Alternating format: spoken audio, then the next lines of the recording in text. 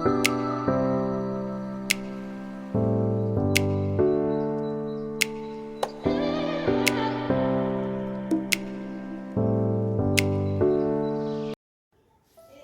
Friends, જય શ્રી કૃષ્ણ, રાધે રાધે. સ્વાગત છે તમારું મારા કિચનમાં. તો આજે હું તમારી સાથે શેર કરીશ એકદમ રેસ્ટોરન્ટમાં કે પછી રોડ સાઈડ પર મળે તેવા જ ટેસ્ટ અને તેવા જ કલર સાથે પાઉંભાજીની રેસીપી.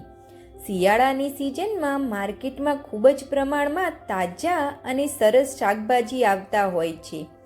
તો દરેકના ઘરમાં વીકમાં એક વખત તો પાઉંભાજી ચોક્કસથી બનતી હોય છે.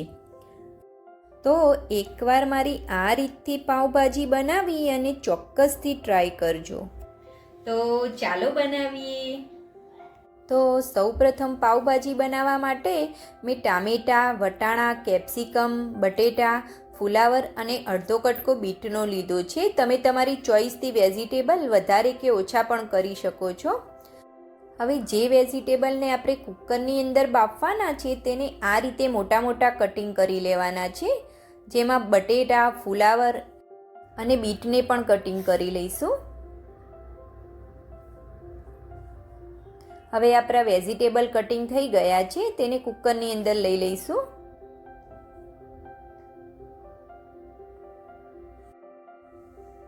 આ વેજીટેબલને આપણે કુકરની અંદર બાફવાના છે.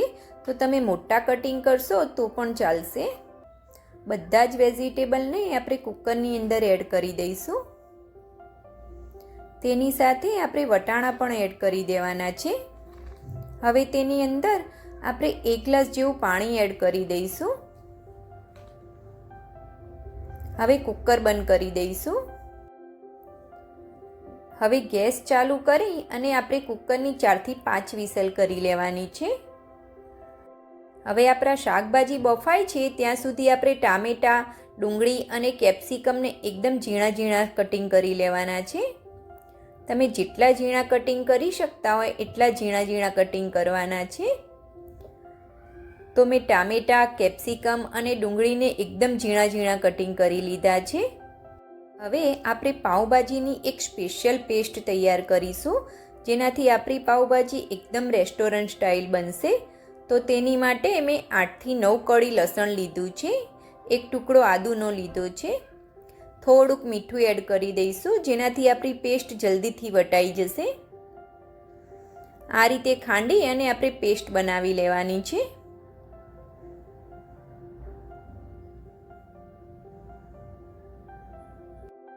હવે આપણા લસણ અને આદું એકદમ સરસ ખંડાઈ ગયા છે. તો તેની અંદર આપણે 2 ચમચી ભરીને કાશ્મીરી મરચું એડ કરવાનું છે.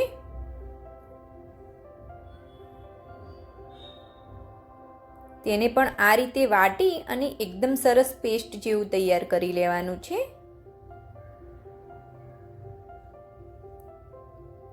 હવે તેની અંદર આપણે 1 ચમચી ભરીને તેલ એડ કરવાનું છે. તેલ એડ કરવાથી જ્યારે આ પેસ્ટ આપણે પાઉંભાજીની અંદર એડ કરીશું ત્યારે આપણા કાશ્મીરી મરચાંનો કલર બિલકુલ પણ બ્લેક નહીં પડે અને એકદમ સરસ લાલ કલર આવશે.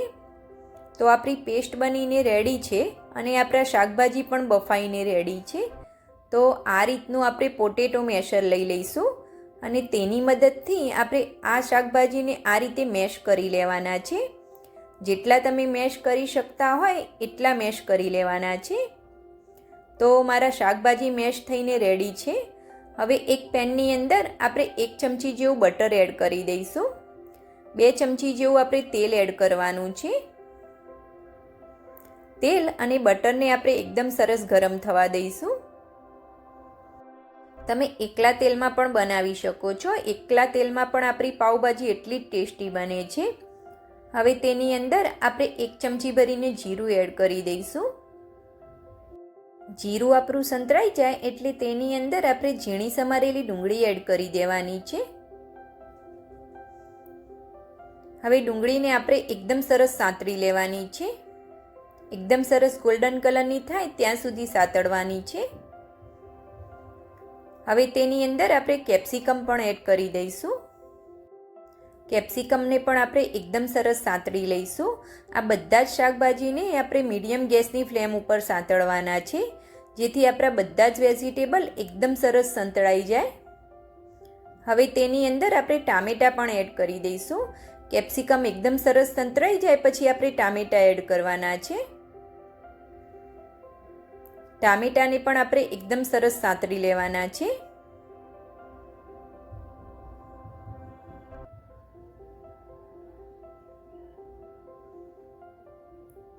આપણા વેજીટેબલ ફટાફટ સંતળાઈ જાય તેની માટે આપણે 1 ચમચી ભરીને મીઠું એડ કરી દઈશું, જેથી આપણા બધા જ વેજીટેબલ ફટાફટ સંતળાઈ જશે.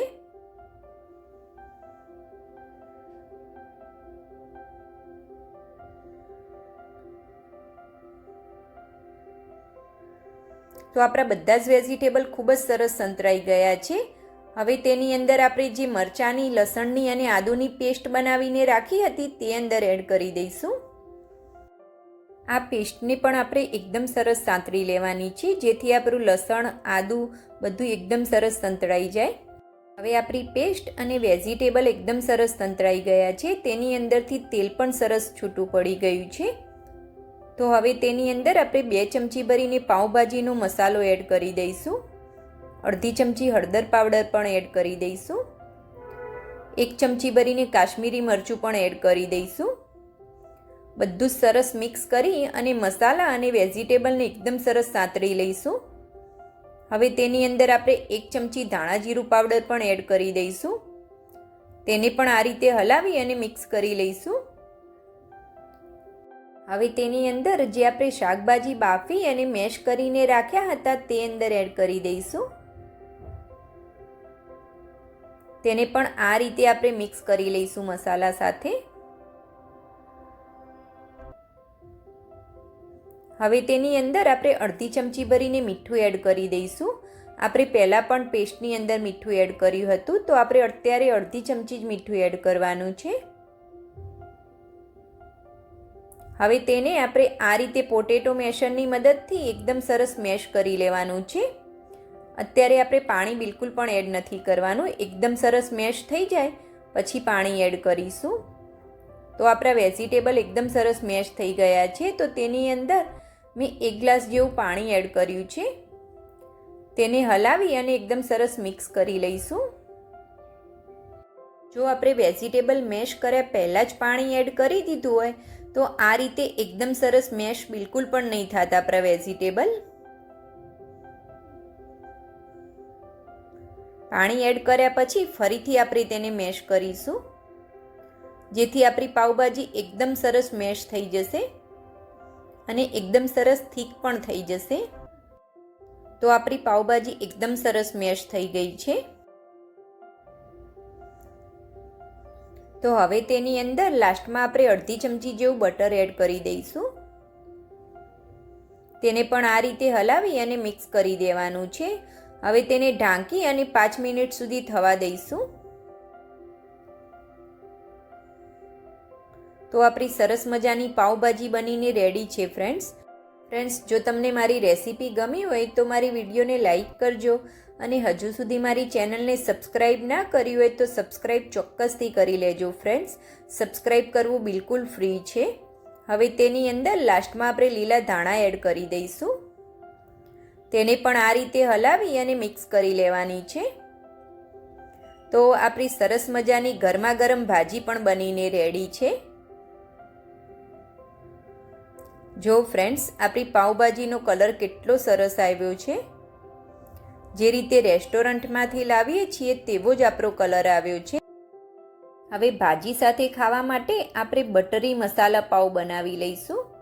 તો તેની માટે મેં 1 ચમચી ભરીને બટર એડ કર્યું છે પેનની અંદર. અડધી ચમચી ભરીને આપણે પાવભાજીનો મસાલો એડ કરી દઈશું બટરની ઉપર.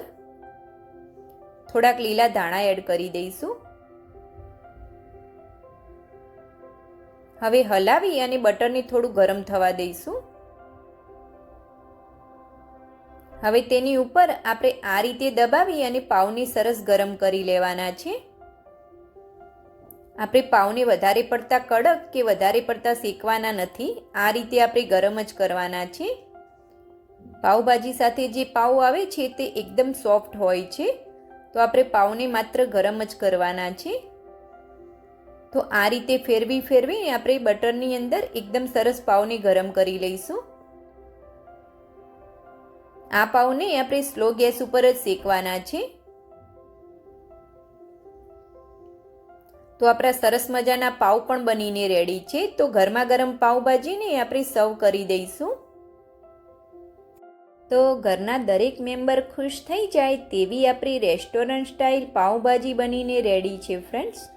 તો તમે પણ મારી આ રીતથી પાવભાજી બનાવી અને ચોક્કસથી ટ્રાય કરજો ફ્રેન્ડ્સ. અને હા, મારી ચેનલને સબસ્ક્રાઈબ કરવાનું બિલકુલ પણ ભૂલતા નહીં. Thanks for watching. જય શ્રી કૃષ્ણ.